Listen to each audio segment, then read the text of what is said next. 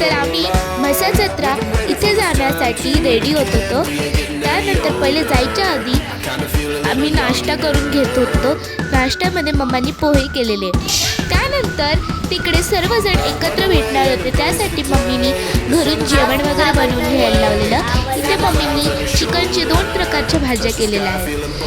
त्यानंतर आम्ही या जत्रेत जाण्यासाठी निघालो। गाडीत बसल्यानंतर गणपती बाप्पा मोरया ही गर्जना देत आम्ही आमची म्हसा जत्रा ही जर्नी स्टार्ट केली। त्यानंतर तुम्ही म्हसा जत्रा 2026 ही कमान बघू शकता। ही कमान बघितल्यानंतर तुम्ही असं थोडं समजू शकता की तुम्ही म्हसामध्ये एंटर झालेत। त्यानंतर आम्ही सर्वजण इथे आमच्या दुसऱ्या ग्रुपला वेट करत बसलेलो। त्यानंतर आमचा दुसरा ग्रुप भेटला फायनली। ते लोक आतमध्ये रेस्ट करत होते कारण की त्यांच्यासोबत छोटे बेबीज वगैरे होते।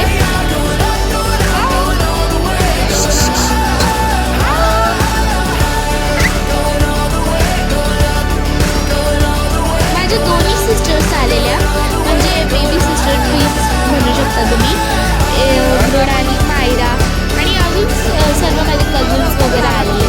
त्याच्यात माझा भाऊ सुद्धा आहे। म्हणजे तर बघू शकता मृणालीला झोपायला घेतले, मायरा मज्जा करते। तिथे पूर्ण जर जास्त मज्जा तिनेच केली असते। आता फायनली आम्ही पार्किंगमध्ये जेवणासाठी एक जागा शोधलेली आहे। सर्वजण मॅट्स वगैरे टाकून सेटल होत आहेत जेवणासाठी। मम्मी वगैरे टिफिन्स वगैरे काढते जेवणाचे।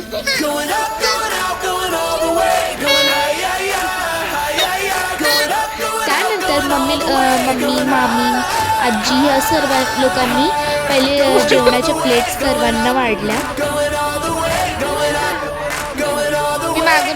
आम्ही सर्वजण थोडे गॉसिप्स वगैरे करत बसलेलो। त्यानंतर आम्ही म्हसा जत्रेत एंटर होण्यासाठी सर्व लोक आपलं आपलं बॅग्स वगैरे, गाडी वगैरे सर्व सेटल करत होते। दिसतात ना चांगले माणसं। सो फायनली आम्ही जत्रेमध्ये एंटर झालो आहे। मला ज्या प्रकारे शूट करता आलं मी त्या प्रकारे शूट केलं आहे। अर्धं शूट मी केलं आहे आणि गर्दीच्या ठिकाणी माझ्या पप्पांनी केले, कारण गर्दीच्या ठिकाणी मी करू शकले नाही। तर तुम्ही इथं पाहू शकता आम्ही एकदम मिडल एरियामध्ये एंटर झालो आणि किती क्राऊड आहे। आम्ही एकमेकाला दिसत सुद्धा नव्हतं, कसं तरी आम्ही हात पकडून एकमेकासोबत ग्रुपमध्ये होतो। त्यानंतर आता आम्ही जाण्यासाठी रेडी होतोय।